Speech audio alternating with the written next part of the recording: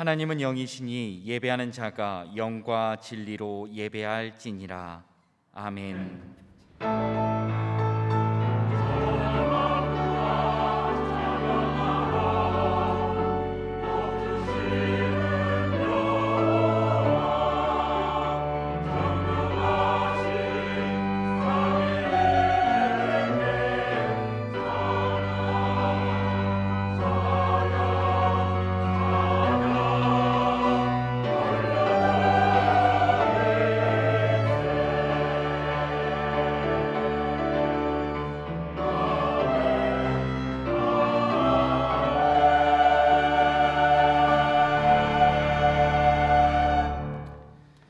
임마누엘의 하나님, 영원히 저희와 함께하여 주시는 사랑에 감사 찬송을 드립니다. 하나님 아버지의 놀라우신 사랑으로 그 아들의 재림을 기다리면서 지치고 상한 마음을 부여잡고 아버지 앞에 다시 돌아와 예배를 드립니다. 항상 용기와 힘을 주셨으며 저희를 향한 사랑의 손길을 거두지 않으셨으니 찬송이 넘쳐납니다. 이 기쁨 안에서 소망을 품고 늘 주님을 기다리는 신앙으로 살아가게 하여 주옵소서.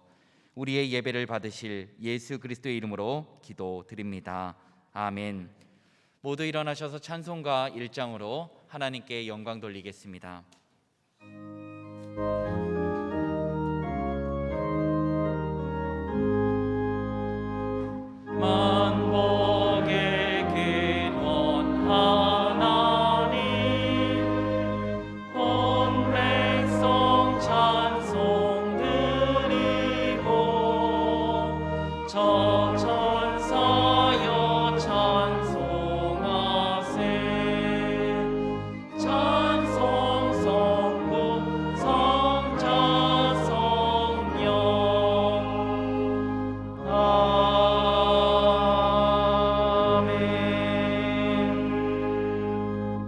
다 같이 성시교독 하시겠습니다.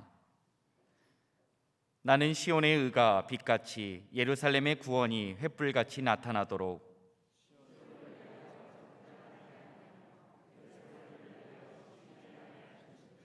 이방 나라들이 내 공의를 뭇 왕이 다 내 영광을 볼 것이요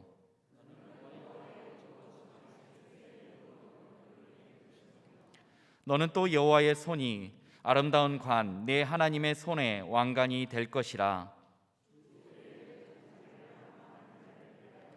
이런 일을 행하신 신을 귀로 들은 자도 없고 눈으로 본 자도 없었나이다. 아멘.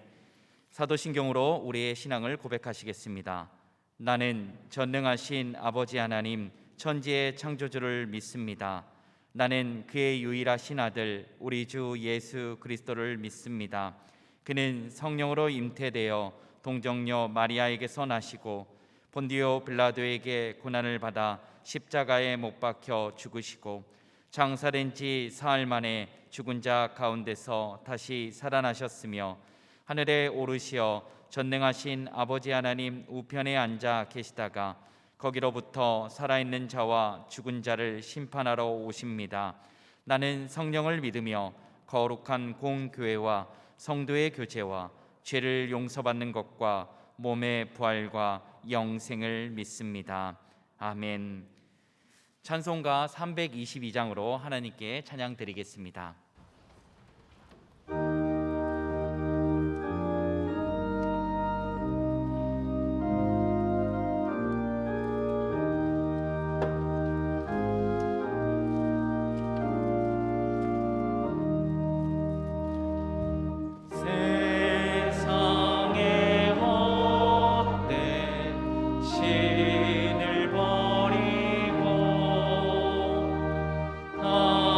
하나님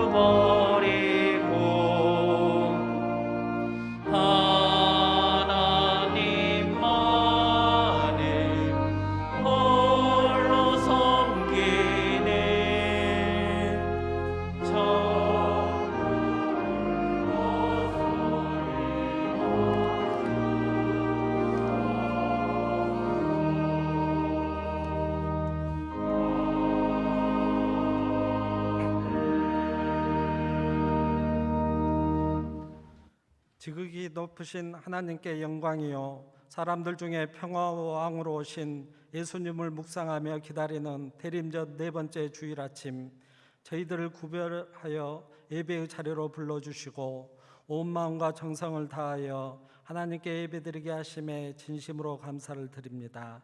하나님 홀로 찬양과 경배 예배를 받아주시옵소서. 한 해의 끝자락에 와 있는 즈음 지난 1년을 뒤돌아봅니다. 교회와 가정, 사회 속에서 쉼없이 달려왔습니다.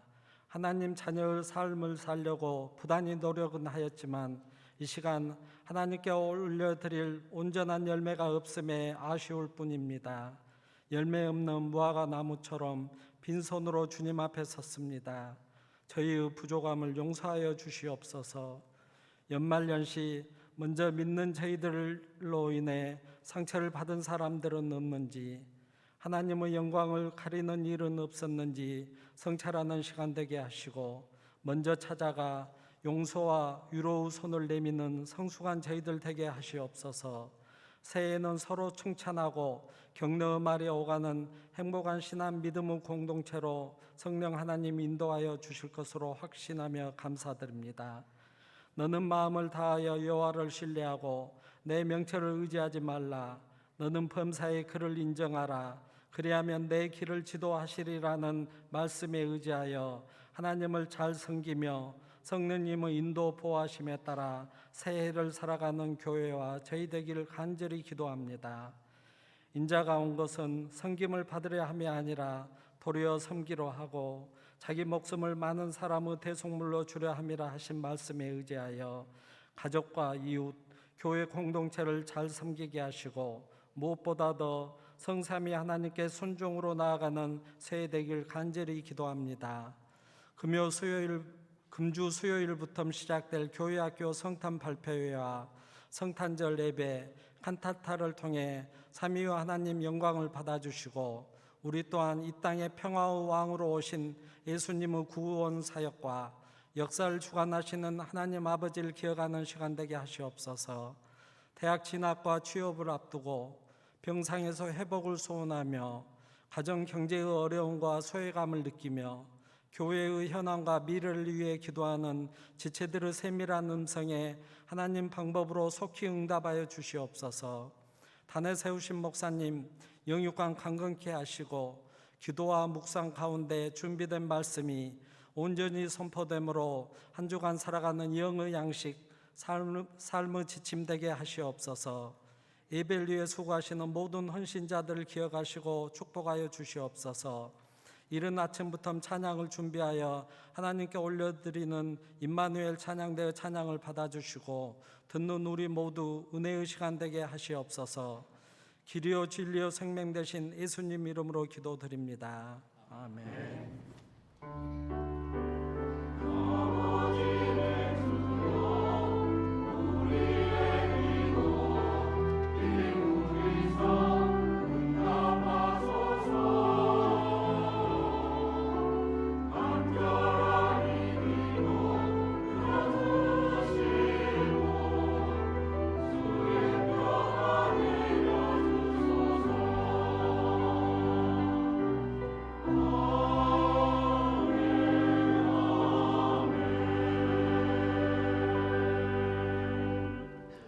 오늘 하나님께서 우리에게 주시는 말씀은 다니엘서 6장 10절에서 18절의 말씀입니다. 이 말씀은 구약 1243쪽에 있습니다. 다니엘서 6장 10절에서 18절의 말씀입니다. 이제 하나님의 말씀을 봉독하겠습니다. 다니엘이 이 조서에 왕의 도장이 찍힌 것을 알고도 자기 집에 돌아가서는 윗방에 올라가 예루살렘으로 향한 창문을 열고 전에 하던 대로 하루 3번씩 무릎을 꿇고 기도하며 그의 하나님께 감사하였더라. 그 무리들이 모여서 다니엘이 자기 하나님 앞에 기도하며 간구하는 것을 발견하고 이에 그들이 나아가서 왕의 금령에 관하여 왕께 아뢰되 왕이여, 왕이 이미 금령에 왕의 도장을 찍어서 이제부터 30일 동안에는 누구든지 왕 외에 어떤 신에게나 사람에게 구하면 사자굴에 던져넣기로 하지 아니하였나이까 하니 왕이 대답하여 이르되 이 일이 확실하니 메대와 바사에 고치지 못하는 규례니라 하는지라. 그들이 왕 앞에서 말하여 이르되 왕이여 사로잡혀 온 유다 자손 중에 다니엘이 왕과 왕의 도장이 찍힌 금령을 존중하지 아니하고 하루 3번씩 기도하나이다 하니 왕이 이 말을 듣고 그로 말미암아 심히 근심하여 다니엘을 구원하려고 마음을 쓰며 그를 건져내려고 힘을 다하다가 해가 질 때에 이르렀더라. 그 무리들이 또 모여 왕에게로 나와서 왕께 말하되 왕이여 메대와 바사의 규례를 아시거니와 왕께서 세우신 금령과 법도는 고치지 못할 것이니이다 하니 이에 왕이 명령하매 다니엘을 끌어다가 사자굴에 던져 넣는지라. 왕이 다니엘에게 이르되 내가 항상 섬기는 너의 하나님이 너를 구원하시리라 하니라. 이에 돌을 굴려다가 굴 어기를 막음에 왕이 그의 도장과 귀족들의 도장으로 봉하였으니 이는 다니엘에 대한 조치를 고치지 못하게 하려 함이었더라. 왕이 궁에 돌아가서는 밤이 새도록 금식하고 그 앞에 오락을 그치고 잠자기를 마다하니라. 아멘. 하나님께서 이 말씀을 통하여 우리에게 은혜 주시길 원합니다.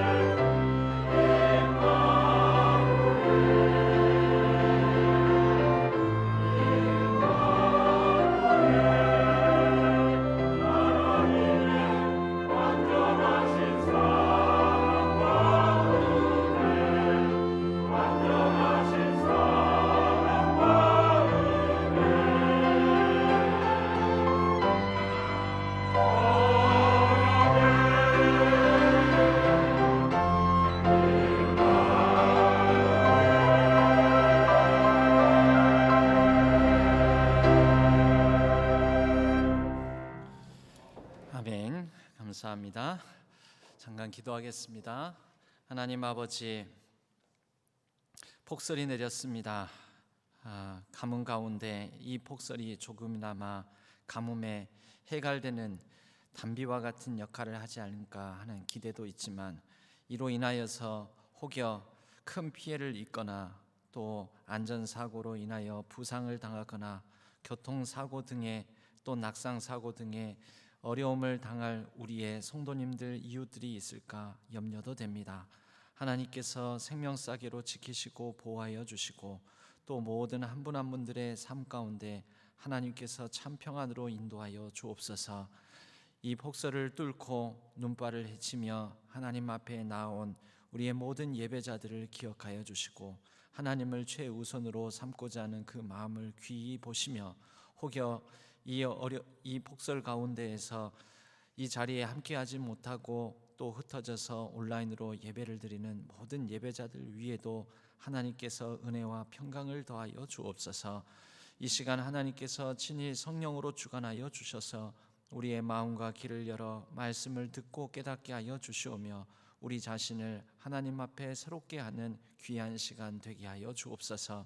성령 하나님께서 이 시간을 주장하여 주실 줄로 믿고 의지하오며 우리 주 예수 그리스도의 이름으로 간절히 기도하옵나이다. 아멘. 미움받을 용기라는 이런 말이 있습니다. 사실은 책 제목이기도 합니다. 아들러라는 이 심리학자의 그 심리학적 연구 성과 토대 위에 미움받을 용기라는 제목으로 우리 각자가 사실은 이 땅을 살아가면서 모든 사람에게 인정받고 모든 사람에게 칭찬받고 모든 사람에게 존경받고 모든 사람에게서 그런 호의적인 평가를 받으면서만은 살 수 없다라는 거죠. 왜 그렇습니까? 그것은 나와 너, 우리 서로가 모두가 다 다르기 때문에 그렇습니다. 결과적으로 내가 나이기 때문에 미움받는 일이 생기는 것이죠. 우리는 서로 다른 것에 대해서 다른 사람 보기 전에 내 자신만 놓고 보더라도 다른 모습, 다른 성격, 다른 성향, 다른 배경에 있는 사람들에 대해서 낯설어하고 어색해하고, 그것이 심지어 우리에게는 어떤 호감을 결정하기도 하고 비호감을 나타내기도 하는 방식으로 결국 우리의 모든 관계 속에 어떤 미워하는 그런 원인으로 자리 잡을 수 있다라는 것입니다. 여러분, 우리가 좀 더 의미 있고 가치 있는 삶을 살아갈 수 있으려면 어떻게 해야 됩니까? 바로 나는 나로서의 정체성을 가지고 나는 나다라는 존재 의식을 가지고 이 나를 존중하면서 살아갈 수 있어야 되는데, 바로 그러기 위해서는 모든 사람으로부터 미움받지 않고 모든 사람으로부터 호의적인 평가를 받고 살아가야 되겠다라는 기대를 먼저 내려놔야 된다라는 것입니다. 그 책의 내용, 이 아들러 심리학의 중요한 내용이 그런 내용입니다. 나는 나로서 살아가기 위해서는 한편으로는 모든 사람에게서 내가 인정받고 사랑받고 존중받을 수 없다라는 그런 전제를 먼저 수용하고 가야 된다라는 것이죠. 이것을 이름하여 미움받을 용기인 것입니다. 나의 인생을 나는 나대로 살아갈 수 있는 그 용기, 담대함은 어디서 나오는가? 그것은 모든 사람에게서 내가 다 인정받겠다라는 그 마음, 그 기대, 그러한 이상을 내려놓는 것에서부터 시작해서 내가 미움받을 수 있구나, 싫어할 수도 있구나, 나와 다른 사람들이 나를 용납 못할 수도 있구나라는 것을 수용하는 것이 행복한 삶을 살아가는 데 있어서 매우 중요하다라는 것입니다. 여러분, 그런데 오늘 우리가 본문을 보면 이 단순히 그런 심리학적인 이유에서만 우리의 행복한 삶을 위하여 미움받을 용기를 감내하자 이런 차원이 아니라, 오늘 미움받을 용기, 그것도 생명 걸고 목숨 걸고 미움받을 용기를 발휘한 한 사람을 우리가 만나보게 됩니다. 누굽니까? 다니엘입니다. 이 다니엘은 기꺼이 그가 잘못한 게 없음에도, 그가 맡은 모든 일들을 성실히 행했음에도 전체 당시의 대제국, 이때는 이제 바벨론 제국이 망하고 그 뒤에도 그런데 바벨론 제국에서도 고위 관리로 등용되어 쓰임 받았던 다니엘이 이 제국이 망하고 난 다음에 새로운 제국이 들어섰는데도 여전히 고위 관리로서 일을 하고 있습니다.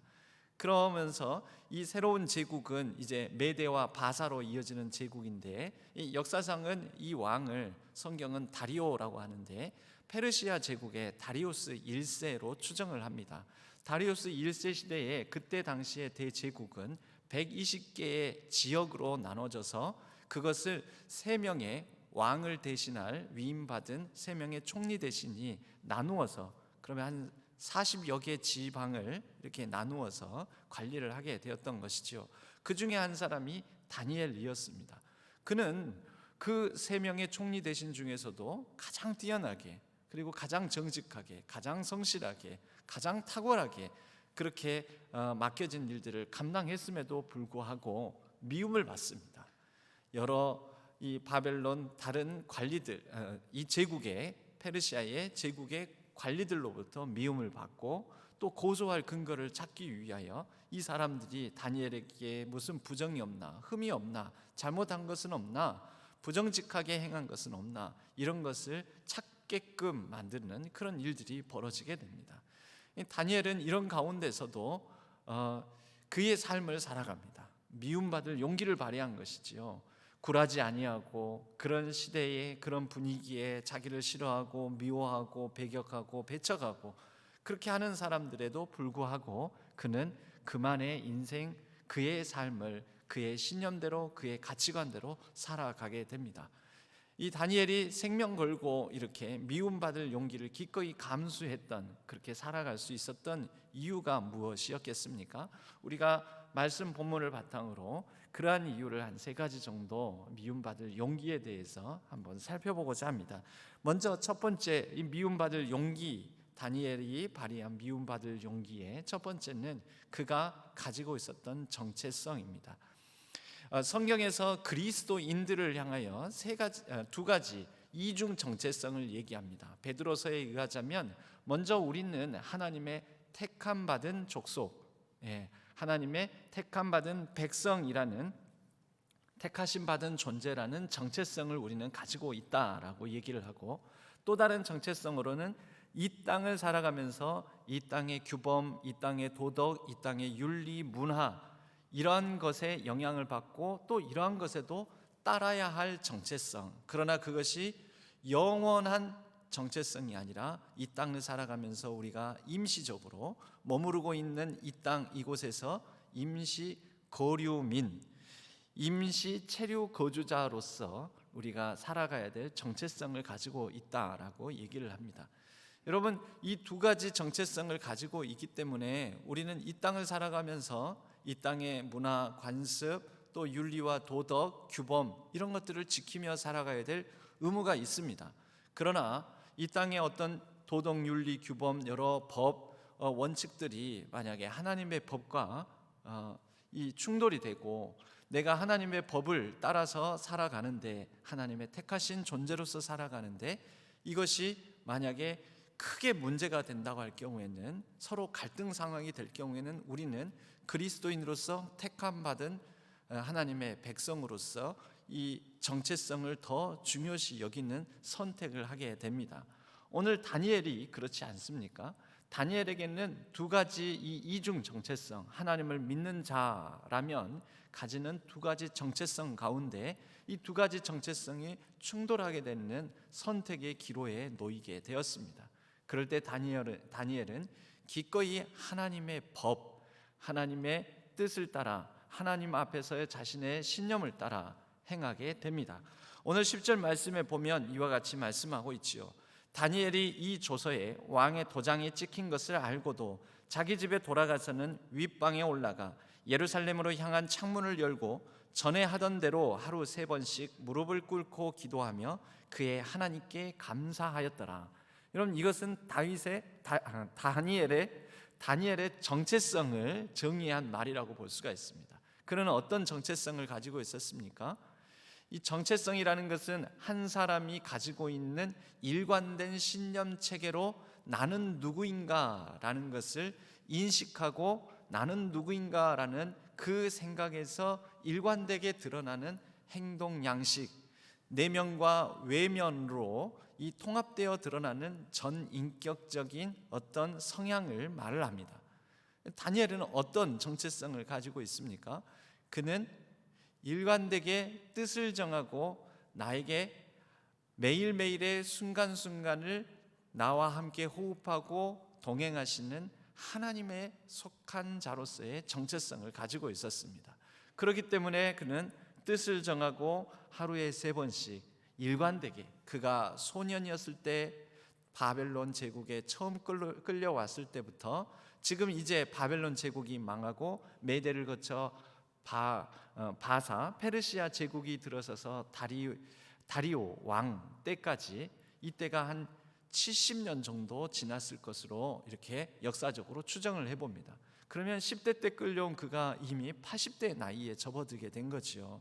이 80대의 나이까지 그가 지켜왔던 정체성, 일관성이 무엇입니까? 그는 나는 하나님께 기도하는 자다. 내게 있어서 나의 생사화복 모든 것을 주관하시는 분은 하나님이시다. 그리고 하나님께 뜻을 두고 내가 그에게 감사로 또 기도로 그렇게 하나님과 교제하는 삶을 살아가는 사람이다. 이런 정체성을 확실하게 붙들고 있었다라는 것이죠. 그의 이 제국 안에 포로로 끌려온 이 제국 안에 그를 향하여서 규정하는 정체성이 또 있었습니다. 오늘 13절 말씀에 보면 이제 그를 참소하며 그를 죽이고자 하는, 죽일 구실을 찾다가 드디어 발견한 사람들이 그를 향하여 이렇게 얘기를 합니다. 그들이 왕 앞에서 말하여 이르되, 왕이여, 사로잡혀 온 유다 자손 중에, 이것도 하나의 정체성에 대한 규정인 것이죠. 사로잡혀 온 유다 자손 중에, 즉 포로라는 것이죠. 근데 이때가 어느 정도 세월이 흘렀습니까? 70여 년 정도.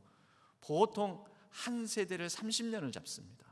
그러니까 한 세대가 지나고 두 세대도 훌쩍 지난, 두 세대가 지나면 여러분 끌려와 포로가 되었다라는 게 아니라 이미 이곳에 사는 정착민인 거죠. 정착민. 그런데 여전히 그를 향하여서는 사로잡혀 온 유다 자손이라는 것이죠. 여전히 포로라는 정체성, 이렇게 규정을 하고 있다는 것입니다. 사로잡혀 온 유다 자손 중에 다니엘이 있는데 그 다니엘이 왕과 왕의 도장에 찍힌 금령을 존중하지 않습니다. 그는 이 땅의 백성답지 않습니다. 그는 이 땅의 규범을 지키지 않습니다. 지금 이 땅의 왕의 신하로서 왕의 법을 따르지 않습니다 라고 고발을 합니다. 여러분, 이 땅을 살아가면서 우리의 정체성을 향하여 심리학자 제임스 마샤는 4가지로 우리의 정체성에 대한 규정을 합니다.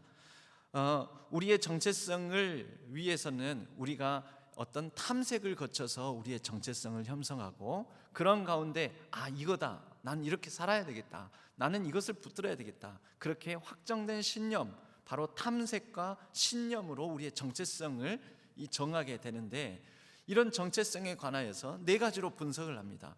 첫 번째, 산만한 정체성이 있다는 거죠. 이 산만하다라는 것은 정체성이 심히 혼미한 상태인 것입니다. 2020년경에 20대의 청년들을 향하여서 이 제임스 마샤의 이 심리학적 구분을 따라서 이 정체성 형성에 관한 조사를 했는데, 우리나라 이 20대 청년들 가운데 혼미한 산만한 정체성을 가진 사람들이 가진 비율이 25% 정도라고 합니다. 이 산만한 정체성은 어떤 걸까요? 때마다 달라지는 거죠. 이때는 이렇게, 저 때는 저렇게. 일관성이 없습니다. 자기도 자기의 정체성이 뭔지 모릅니다. 그냥 되는 대로, 주어진 대로, 그냥 자기 편한 대로, 이익이 되는 대로, 그리고 유행 따라 그냥 그렇게 살아가는 거죠.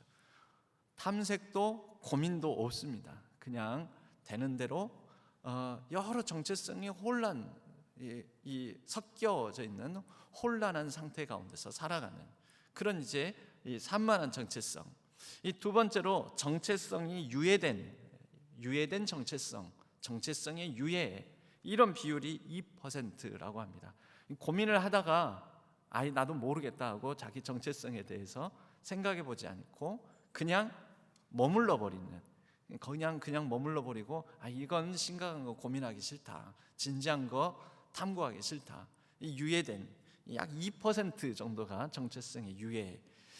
그리고 세 번째로는 주어진 정체성이라는 것이죠. 주어진 정체성은 그냥 주어진 자신의 정체성이 이것이 마치 운명적인 정체성으로 알고 이 정체성으로부터 나는 벗어날 수 없다 하고 그냥 특별한 고민 없이 그대로 받아들이고 그 정체성대로 살아가는 것입니다.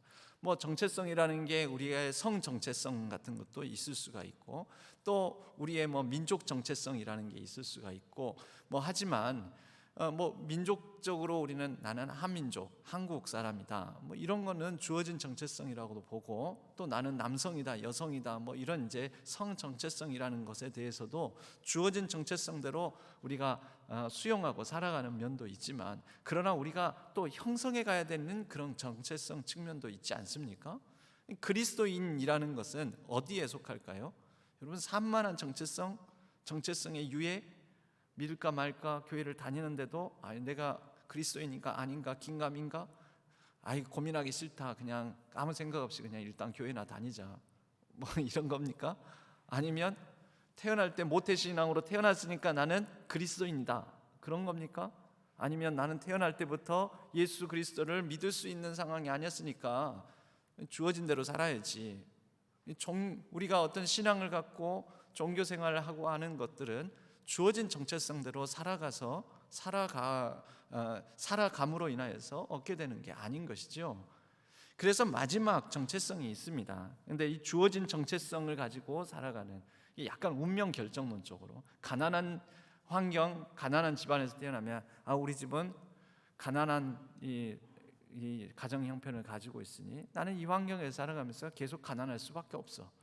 여러분 그 사람에게는 일관되게 가난은 벗어날 수 없으므로 가난한 삶을 가난하게 계속 살아가야지.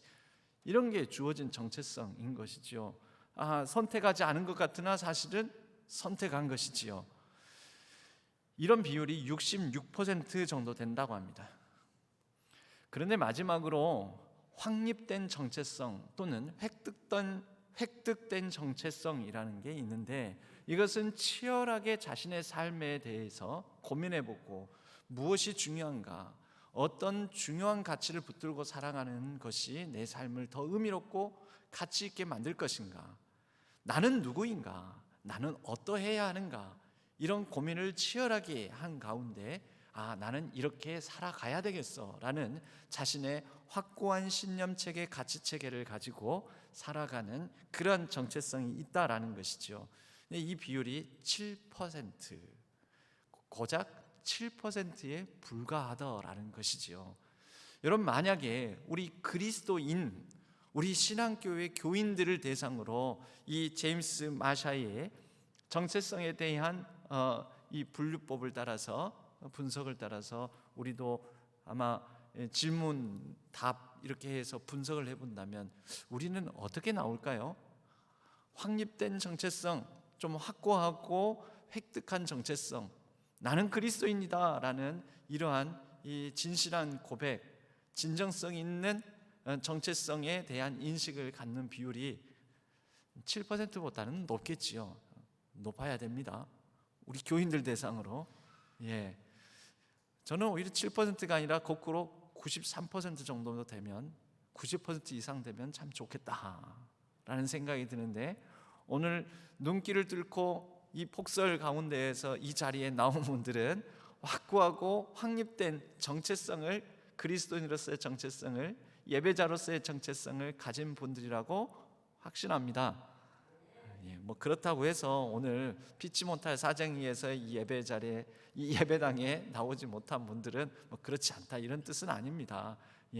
저는 안전을 중요하게 여기면서 이 각자의 처소에서 오늘 지금 현재 온라인으로 예배를 드리고 있는 분들 가운데에도 확고하고 확립된 정체성, 그리스도인으로서 예배자로서의 정체성을 가지고 있다고 믿고 하나님 안에서 자신을 구별하는 그러한 정체성을 가지고 이 시간, 이 자리, 이 시간을 같이 어느 곳에서든지 같이 공유할 수 있기를 바랍니다. 이러한 이제 정체성에 대한 분류가 있는데, 이 다니엘의 경우에는 정말 확고하고 확립된 정체성을 가진 사람이지 않았습니까? 바로 이 정체성 가운데서 그는 기꺼이 자신의 목숨을 다해 생명을 다해 미움받을 용기를 발휘하며 살았던 것입니다.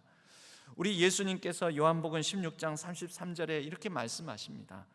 너희가 세상에서 환난을 당하나 담대하라, 내가 세상을 이기었노라. 여러분, 그리스도인 우리 주 예수 그리스도께 속한 자들을 향하여 예수님께서 먼저 말씀하셨습니다. 환난을 당할 것이다. 우리 요한일서 3장 13절에 사도 요한이 권면을 합니다. 형제들아, 세상이 너희를 미워하나 이것을 이상하게 여기지 말라. 여러분, 이 세상을 살아가면서 우리가 그리스도인으로서 온전히 살아가고자 하면 미움받을 일이 당연히 생깁니다.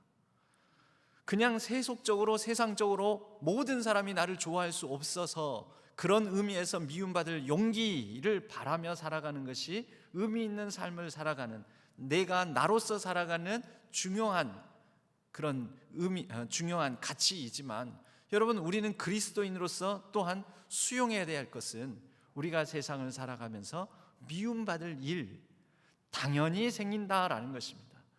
여러분, 그리스도인으로서 세상으로부터도 온전한 칭찬, 온전한 인정을 받고 하나님 앞에서도 온전한 인정을 받고 이 모든 것을 다 충족하는 일이 가능합니까?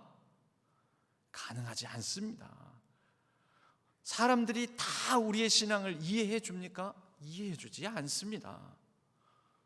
미움받을 용기는 미움받는구나, 미움받을 수밖에 없구나, 내가 가진 그리스도인이라는 이유 때문에, 그리스도인이라는 정체성 때문에 그럴 수밖에 없구나라는 것을 먼저 인정해야지 용기가 나오는 것입니다. 너희가 세상에서 환난을 당하나 담대하라, 담대하라. 여러분, 이 담대함은 무엇을 전제로 합니까? 세상을 이기신 예수 그리스도께 내가 속하였고 그분으로 말미암아 이 땅에서 미움을 받을 수도 있구나라는 것을 기꺼이 받아들이고 감당하고자 할 때 생기는 담대함 아니겠습니까? 여러분, 우리는 이 땅을 살아가면서 이중 정체성을 가지고 있습니다.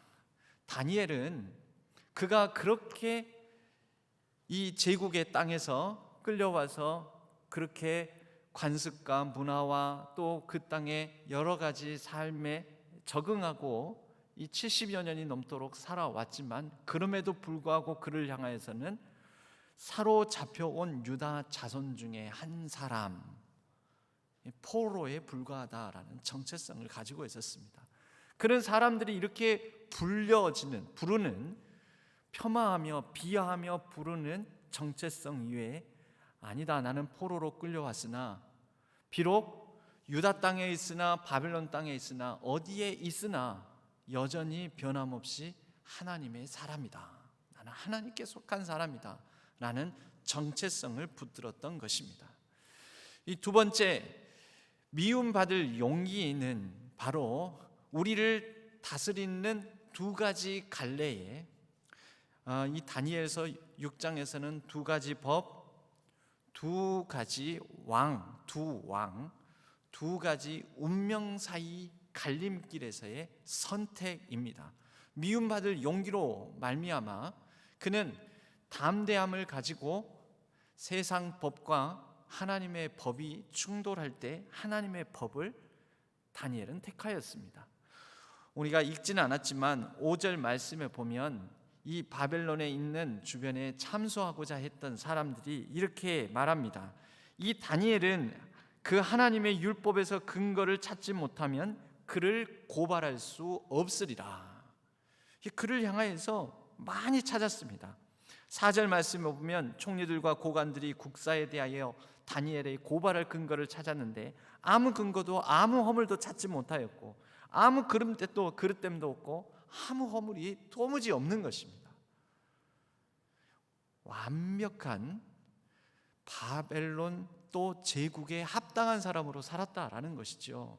성실했고 정직했고 하나님이 함께 하신다라는 믿음 안에서 그는 누구보다도 바벨론 사람 중에 가장 적절한 행동, 적당한 행동, 올바른 행동을 했던 사람이었습니다. 그런데 그를 고발할 근거를 딱 하나에서 찾을 수 있었습니다. 그게 뭡니까? 그가 붙드는 하나님의 법, 세상법과 하나님의 법. 평소에는 이것이 일치할 때는 우리는 세상의 법도 잘 따라야 됩니다. 건강한 또 이 대한민국에 정말 합당한 시민으로서 살아야 됩니다. 그러나 부딪힘이 있을 때는 어떻게 합니까? 우리는 우리의 정체성 가운데서 미움받을 용기를 발휘하면서 하나님의 법을 더 우선시해야 합니다. 다니엘에게서는 또 두 왕 사이에서 선택을 해야 했습니다. 조서를 내렸습니다. 이 조서의 내용은 앞으로 30일, 한 달 동안 왕이 아니고선, 다리오 왕이 아니고선 어느 누구에게도 간구하지도 기도하지도 또 경배하지도 말라라는 것입니다. 이 뜻은 무엇입니까? 다리오 왕이 신이다라는 것입니다. 한 달 동안 다리오 왕만이 신이다라는 것을 인정해라라는 선언이었습니다. 다리오 왕은 신적 존재다. 이 신적 존재인 다리오 왕을 두고 다른 신에게 기도하거나 경배하지 말라. 다니엘은 용기를 발하여 눈앞에 보이는 자기를 죽일 수도 있는 이 신적 존재라고 선언한 왕이 아니라 눈에 보이지 않지만 자신의 삶을 구원해 줄 수 있는 능력으로서의 다른 왕을 줬습니다. 그 왕이 하나님이십니다. 18절에 보면 왕이 궁에 돌아가서 밤이 새도록 금식하고 그 앞에 오락을 그치고 잠자기를 마다하니라. 이런 왕이 다니엘의 이제 이 고소를 받아가지고 자신이 조서를 쓰고 인장을 찍고 그래서 왕의 금령으로 어느 누구도 바꾸지 못할 것이라고 한 규정에 스스로가 얽매여 버립니다. 스스로가 자유롭지 못하게 됩니다. 그래서 다니엘을 어쩔 수 없이 사자굴에 던집니다. 던지고 나서 근심하는 거죠. 근심하면서 얘기를 하는 거죠. 다니엘아, 나는 너를 구원하지 못한다. 내가 너를 구원하지 못한데 너의 하나님이 너를 구원하시기를 원한다. 16절 말씀에 왕이 다니엘을 사자굴에 던져놓고 이렇게 얘기를 하죠. 네가 항상 섬기는 너의 하나님이 너를 구원하시리라. 여러분, 진짜 구원은 어디로부터 나옵니까?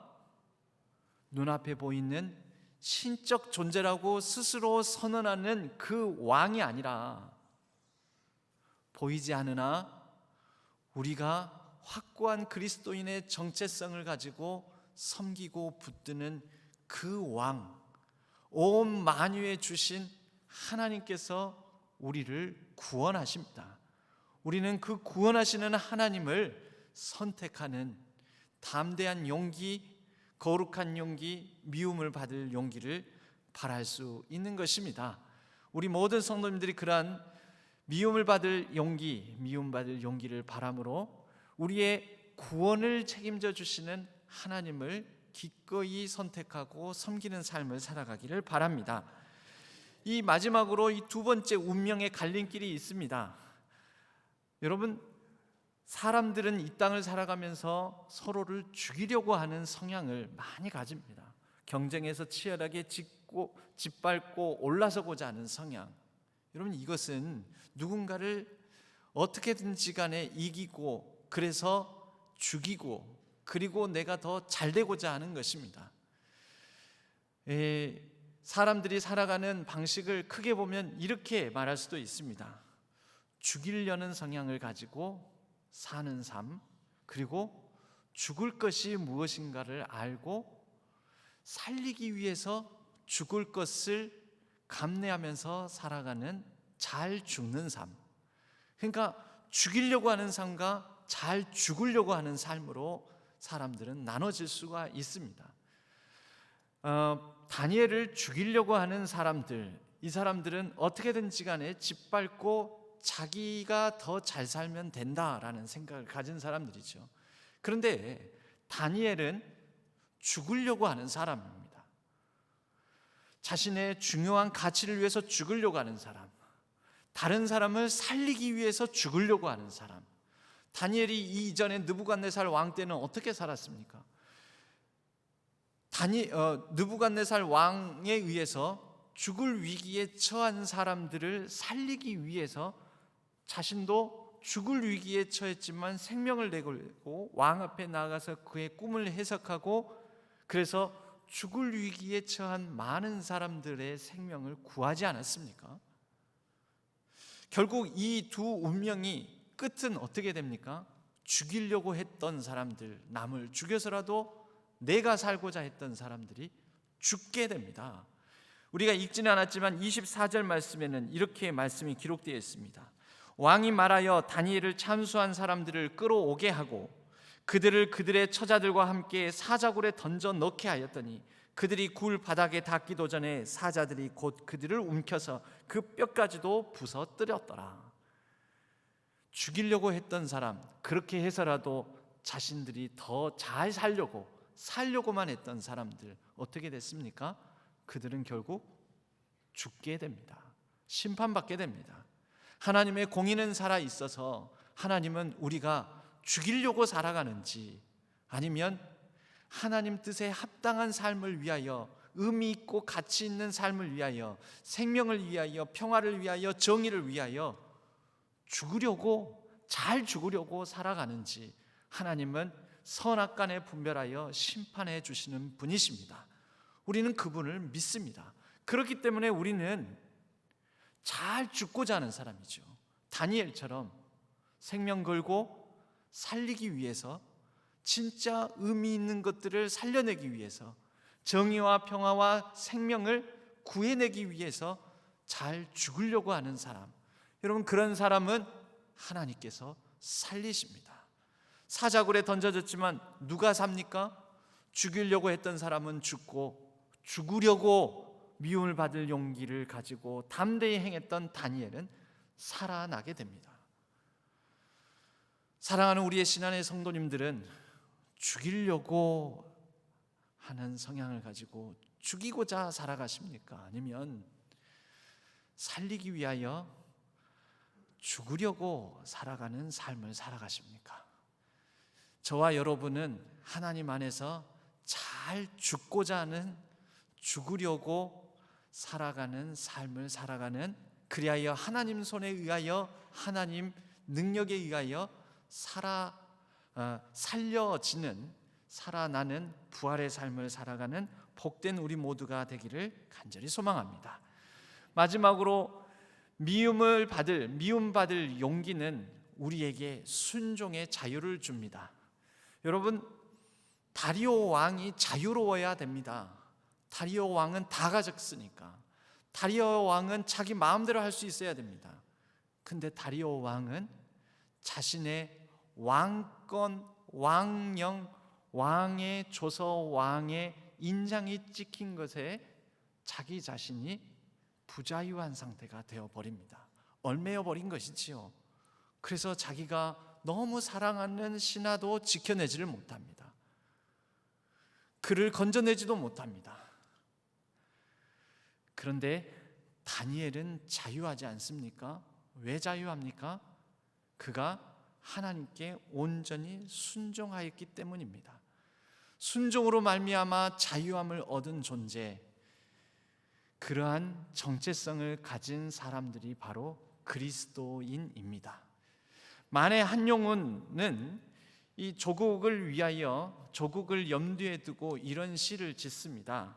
복종이라는 시입니다. 남들은 자유를 사랑한다지만은 나는 복종을 좋아하여요.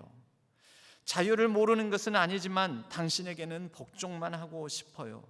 복종하고 싶은데 복종하는 것은 아름다운 자유보다도 달콤합니다. 그것이 나의 행복입니다. 그러나 당신이 나더러 다른 사람을 복종하라면 그것만은 복종할 수가 없습니다. 다른 사람을 복종하려면 당신에게 복종할 수 없는 까닭입니다. 절절히 그 어떤 당신을 향한 어떤 온전한 사랑을 표현한 시처럼도 보이는데, 그 당신이 조국을 염두에 두고 있다면 이 조국을 향한 충성을 다하겠다라는 그런 내용이지요. 그러나 우리는 신앙적으로 이 시에 그 당신의 하나님, 곧 우리 주 예수 그리스도를 대입한다면 우리는 주님을 향하여 온전한 충성과 순종을 드림으로 우리는 그분 안에서 참 자유를 누릴 수 있는 존재인 것입니다. 여러분, 이 땅을 살아가면서 우리는 많은 사람들이 공연히 나를 미워하고 나를 거부하고 나를 싫어하고 나를 좋아하지 아니하는 것을 경험합니다. 열의 사람들이 있다면 때로는 이런 경우도 있습니다. 둘은 나를 미워하고 일곱은 나에게 관심이 없고 딱 한 사람만 나를 좋아한다. 여러분, 그럴 때 이 딱 한 사람, 좋아하는 사람에게 초점을 놓고 우리는 그래도 견디며 살아갈 수가 있습니다. 그런데 그 딱 한 분이 나를 영원토록 사랑하시는 하나님이 계시다면 우리는 그분 안에서 참 자유와 평안을 누리며 기쁨 가운데 기꺼이 미움받을 용기를 가지고 나의 삶을, 우리의 삶을, 우리의 인생을 의미 있고 가치 있게 살아갈 수가 있습니다. 이런 찬양이 있지요. 주님은 나를 사랑해. 주님은 나를 사랑해. 주님은 나를 사랑해. 우리를 사랑하신 주 널 사랑해. 주님은 너를 사랑해. 주님은 너를 사랑해. 우리를 사랑하신 주 널 사랑해. 주님은 나를 기뻐해. 주님은 나를 기뻐해. 우리를 기뻐하신 주 날 기뻐해. 주님은 너를 기뻐해. 주님은 너를 기뻐해. 우리를 기뻐하신 주 우리를 기뻐해. 우리는 여기에 이렇게 대입해 볼 수가 있습니다. 주님은 나를 사랑하신다. 그분이 나를 사랑하신다면은 내가 세상 속에서 힘들고 어렵고 또 미움을 당하고 공연히 내가 그리스도인이라는 이유 때문에, 내 신앙 때문에, 믿음 때문에 어려움을 당하더라도 우리는 그 사랑으로 인하여서 살아낼 수 있습니다. 미움받을 용기를 가지고 넉넉히 우리에게 주어진 삶을 담대히 살아낼 수가 있습니다. 그리고 그 안에서 우리는 참 순종의 자유함을 누릴 수가 있습니다. 그리스도인의 정체성을 가지고 이 연말, 이제 또 연시, 분주함과 또 우리를 짓누르는 여러 가지 일들, 그 가운데서도 가장 중요한, 나는 하나님의 사람이다, 하나님의 사랑받는 존재다, 그분이 나를 기뻐하신다, 그분이 나를 위로하신다, 그분이 나를 축복하신다, 이 사실만큼은, 가장 중요한 이 의미만큼은 놓치지 말고 망각하지 말고 온전히 하나님 안에서 참 자유와 기쁨을 누리는 우리 모든 성도님들 되시기를 주님의 이름으로 간절히 축복합니다. 하나님 아버지, 우리에게 주어진 삶 가운데 가장 복되게, 때로는 세상에서 환난을 당하고 미움을 당하고 공연히 나를 좋아하지 않고 거절하는 사람들이 있다 할지라도 우리가 그 모든 상황 속에서 담대함을 가지고 살아갈 수 있는 이유는, 미움받을 용기를 발휘할 수 있는 이유는 하나님이 우리와 함께 하시기 때문입니다. 우리 가운데 임마누엘로 오셔서 우리를 죄를 다 씻어주시고 우리를 향한 하나님의 온전한 사랑을 모두 다 보여주신 예수 그리스도를 기억하며 이 연말 연시의 분주한 가운데 우리가 믿음으로 승리하고 자유함을 누리며 기쁨으로 한 해를 마무리하고 한 해를 열어가게 하여 주옵소서. 의지하옵고 우리 주 예수 그리스도의 이름으로 간절히 기도하옵나이다. 아멘.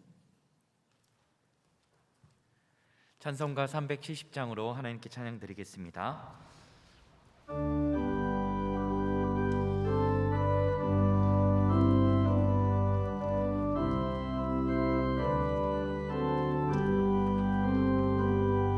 주 안에 있는 나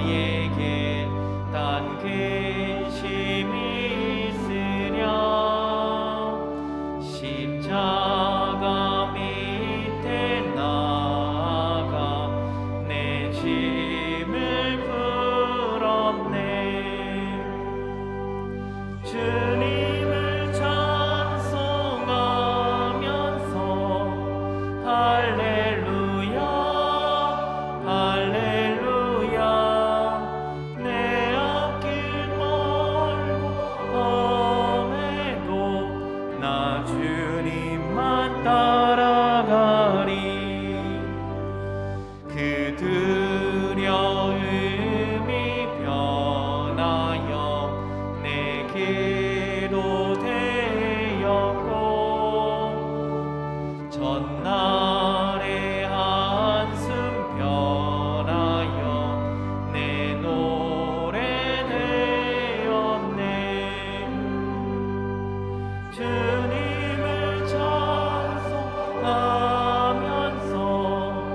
할렐루야 할렐루야. 내 앞길 멀고 험해도 나 주님만 따라가리. 내 주님 자비하셔서 늘 함께 계시고 내 궁핍함을 아시고 늘 채워주시네.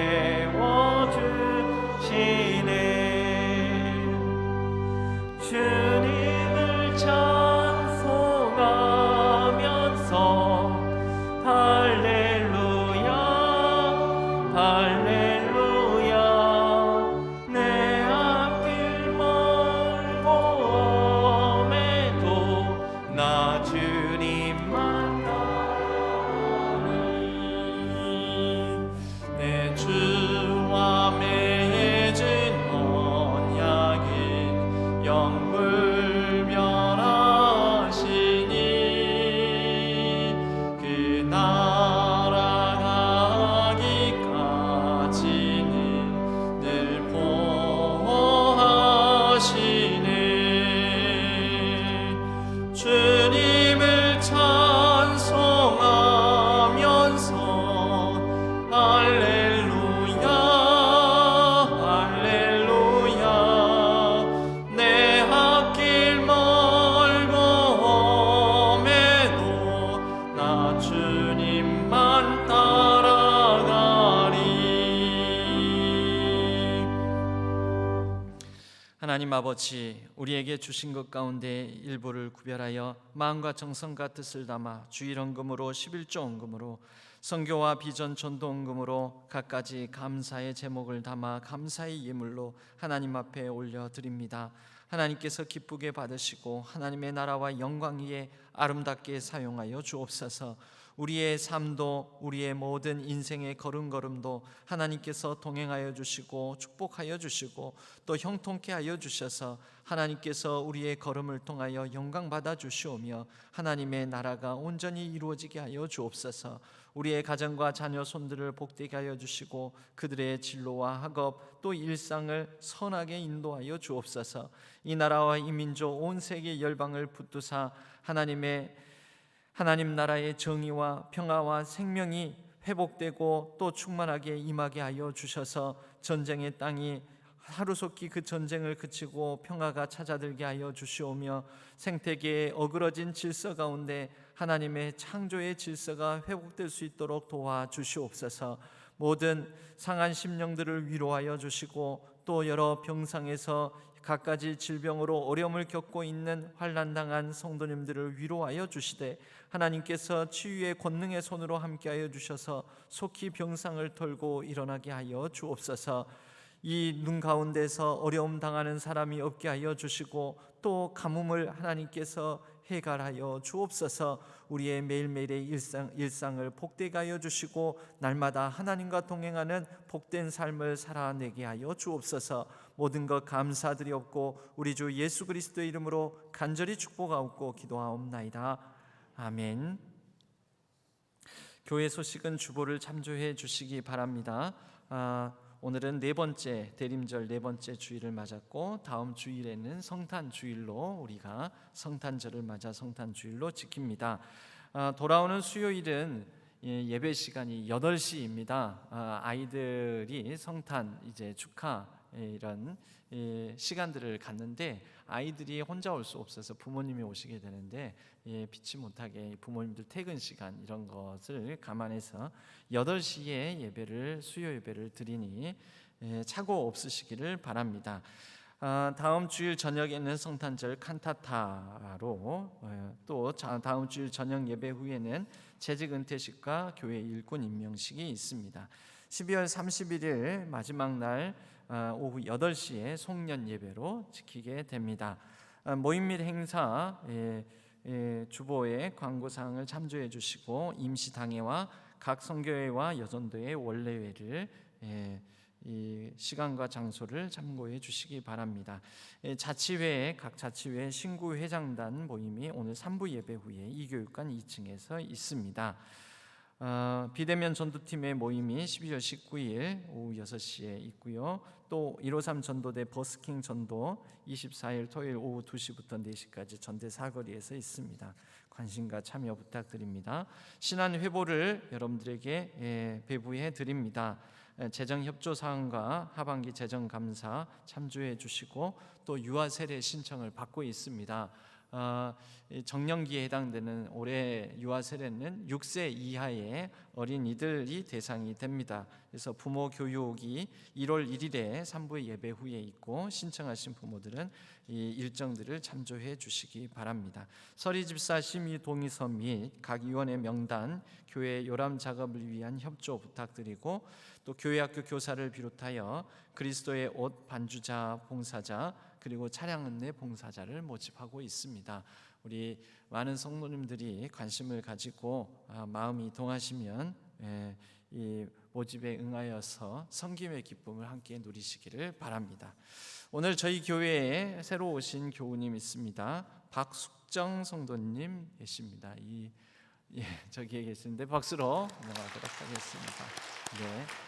예배 후에 잠깐 뵙도록 하겠습니다. 모두 자리에서 일어나시겠습니다. 주기도문송과 축도로 예배를 마치겠습니다.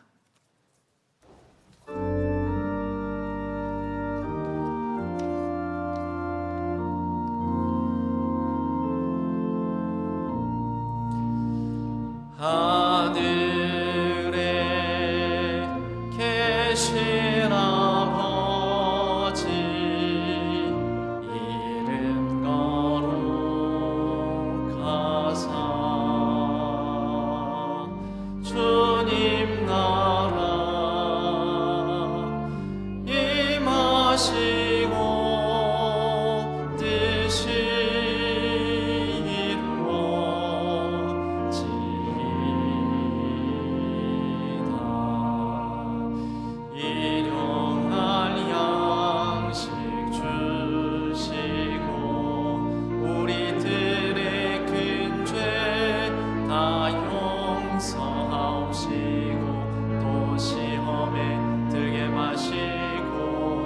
악에서 구원하소서. 대개 주의 나라 주의 권세 주의 영광 영원히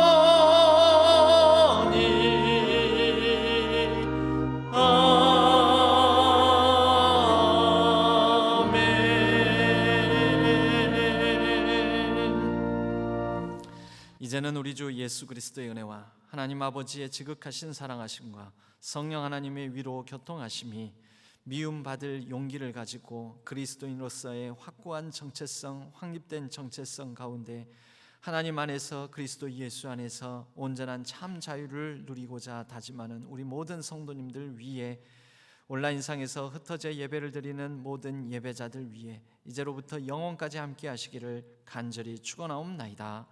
아멘.